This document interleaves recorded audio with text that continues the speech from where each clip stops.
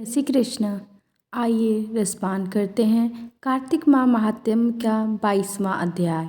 22वें अध्याय की जब लिखने लगा हूँ बात, श्री प्रभु प्रेरणा प्राप्त कर कलम आ गई हाथ। राजा पृथु ने नारद जी से पूछा, हे देवर्षि, कृपया आप मुझे यह बताइए कि वृंदा को मोहित करके विष्णु जी ने क्या किया और फिर वह कहाँ गए। जब देवता स्तुति कर मौन हो गए तब शंकर जी ने सब देवताओं से कहा, हे ब्रह्मादि देवताओं, जलंधर तो मेरा ही अंश था, उसे मैंने तुम्हारे लिए नहीं मारा है। यह मेरी सांसारिक लीला थी। फिर भी आप लोग सत्य कहिए कि इससे आप सुखी हुए हैं या नहीं। तब ब्रह्मादि देवताओं के नेत्र हर्ष से खिल गए और उन्होंने शिव जी को प्रणाम कर विष्णु जी का वह सब वृत्तांत कह सुनाया जो उन्होंने बड़े प्रयत्न से वृंदा को मोहित किया था तथा वह अग्नि में प्रवेश कर परम गति को प्राप्त हुई थी। देवताओं ने यह भी कहा कि तभी से वृंदा की सुंदरता पर मोहित हुए विष्णु उनकी चिता की राख लपेट इधर उधर घूमते हैं। अतएव आप उन्हें समझाइए, क्योंकि यह सारा चराचर आपके अधीन है। देवताओं से यह सारा वृत्तांत सुन शंकर जी ने उन्हें अपनी माया समझाई और कहा कि उसी से मोहित विष्णु भी काम के वश में हो गए हैं। परंतु महादेवी उमा, त्रिदेवी की जननी, सबसे परे वह मूल प्रकृति परम मनोहर और वही गिरिजा भी कहलाती है। अतएव विष्णु का मोह दूर करने के लिए आप सब उनकी शरण में जाइए। शंकर जी की आज्ञा से सब देवता मूल प्रकृति को प्रसन्न करने चले। उनके स्थान पर पहुंचकर उनकी बड़ी स्तुति की।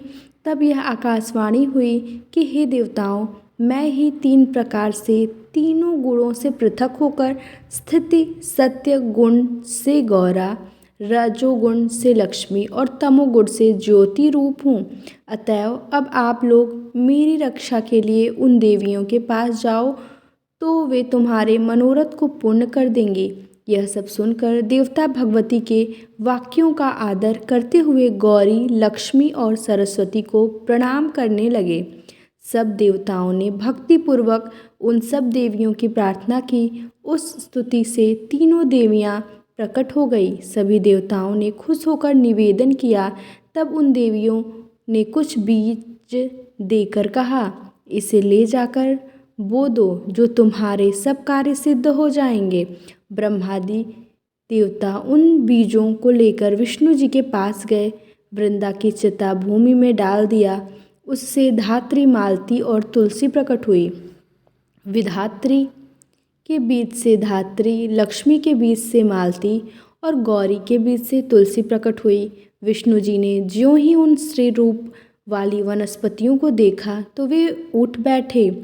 कामासक्त चित्त से मोहित हो उनसे याचना करने लगे। धात्री और तुलसी ने उनसे प्रीति की। विष्णु जी सारा दुख भूल देवताओं से नमस्कृत हो अपने लोक बैकुंठ में चले। वह पहले की तरह सुखी होकर शंकर जी का स्मरण करने लगे। यह आख्यात शिव जी की भक्ति देने वाला है। इस प्रकार से कार्तिक माह महात्म्य का 22वां अध्याय समाप्त होता है। आइए अब रसपान करते हैं तुलसी जी के चालीसा का। श्री तुलसी महारानी करो विनय सिरनाय, जो मम हो संकट विकट दीजय मात नसाय। नमो नमो तुलसी महारानी, महिमा अमित न जाय बखानी। दियो विष्णु तुमको सन्माना, जग में छायो सुयस महाना। विष्णु प्रिया जय जयति भवानी, तिहु लोक की हो सुख खानी। भगवत पूजा कर जो कोई, बिना तुम्हारे सफल न होई।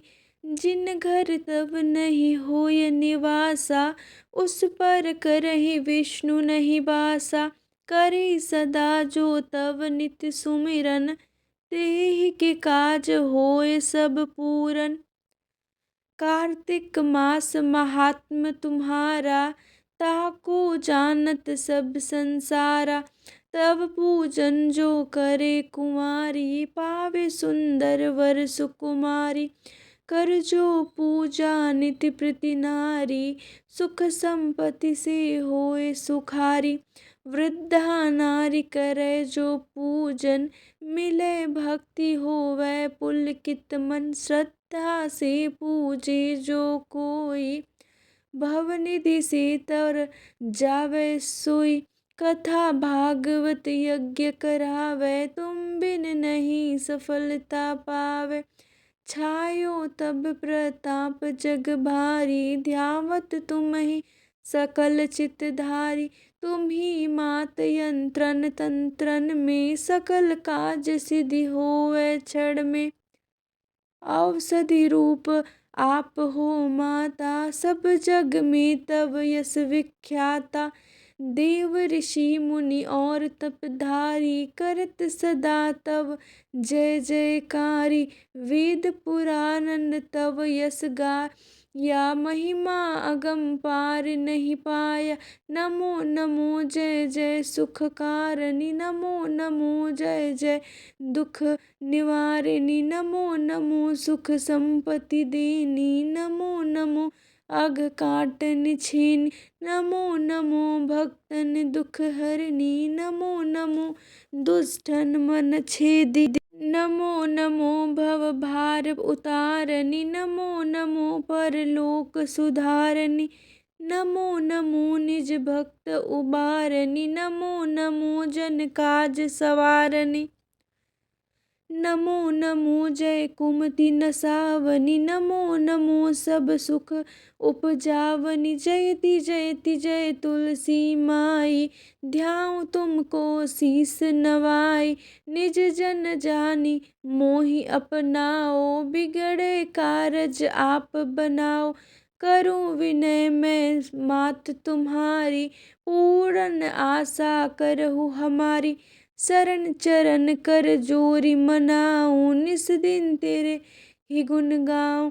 करहु मात यह सब मुँह पर दया, निर्मल होय सकल मम काया। मांगु मात यह वर दीजै, सकल मनोरथ पूर्ण कीजै।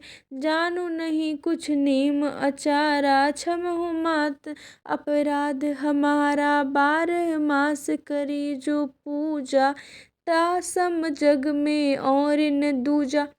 प्रथम ही गंगा जल मंगवावे, फिर सुंदर स्नान करावे।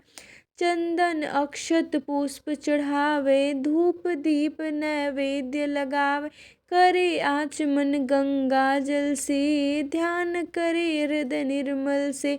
पाठ करे फिर चालीसा की, स्तुति करे मात तुलसी की। यह विधि पूजा करे हमेशा, ताकि तन नहीं रही कलेशा।